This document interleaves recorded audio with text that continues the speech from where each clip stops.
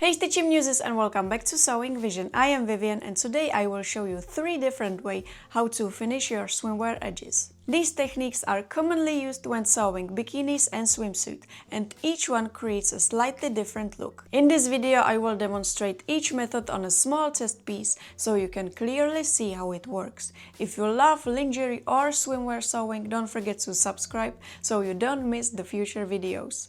Before we start, let's quickly talk about swimwear elastic. For all examples in this video, I'll be using this classic swimwear elastic. It's commonly used for bikinis and swimsuits because it holds its shape well, even when wet. Some designs also use clear elastic, which is very thin and transparent. But for most swimwear projects, this type is the most common choice. Now let's look at different ways to finish swimwear edges. Method 1. Elastic sewn on wrong side. This is one of the most common swimwear finishes. The elastic is sewn to the edge on the wrong side of the fabric. Then the edge is folded to the inside and top stitched.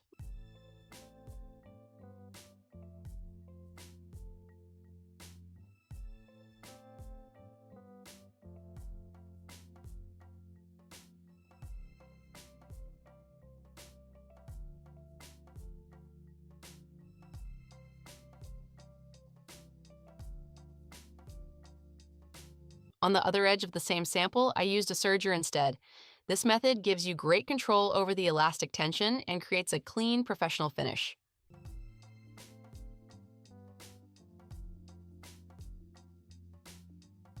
It's often used for bikini bottoms and leg openings. Method 2. Elastic enclosed in the seam. In this method, the elastic is placed between fabric layers and sewn in one step. The elastic is fully hidden inside the seam, so there's no visible stitching on the outside. This creates a very clean, minimal look. It's often used in reversible swimwear or designs where both sides need to look equally neat. Compared to the previous method, you have slightly less control over the elastic tension. Method 3. Binding finishes. Another way to finish edges is binding. You can use fold-over elastic or a strip of swimwear fabric. Fold-over elastic is quick and easy to use, but it's usually less durable in chlorine and salt water and can feel a bit stiffer. That's why many swimwear makers prefer fabric binding. Binding option 1, single-step binding. The binding strip is folded and sewn in one step, often using a binder attachment, or you can try to DIY it like me. I used this little paper folding tool, which looked like a great idea, but honestly, not my best decision. It wraps around the edge as you sew, creating a clean and professional finish, at least in theory.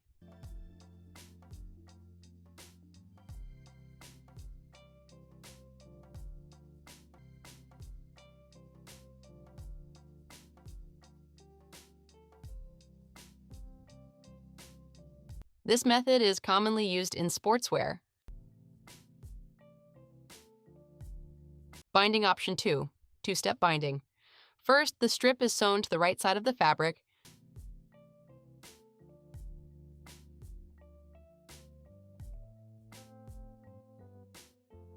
Then it's wrapped around the edge and stitched from the other side. I personally recommend basting the second side of the binding before final stitching, the part that gets folded to the inside.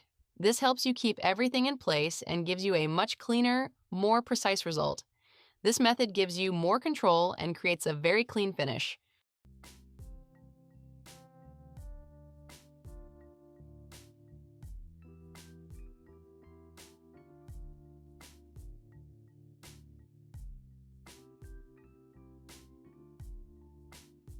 Method 4. Band finish. The last option is a band finish. A fabric strip is cut shorter than the opening and sewn to the edge while slightly stretched. This method is often used in lingerie and underwear. It creates a soft and comfortable finish, but provides less structure than elastic finishes.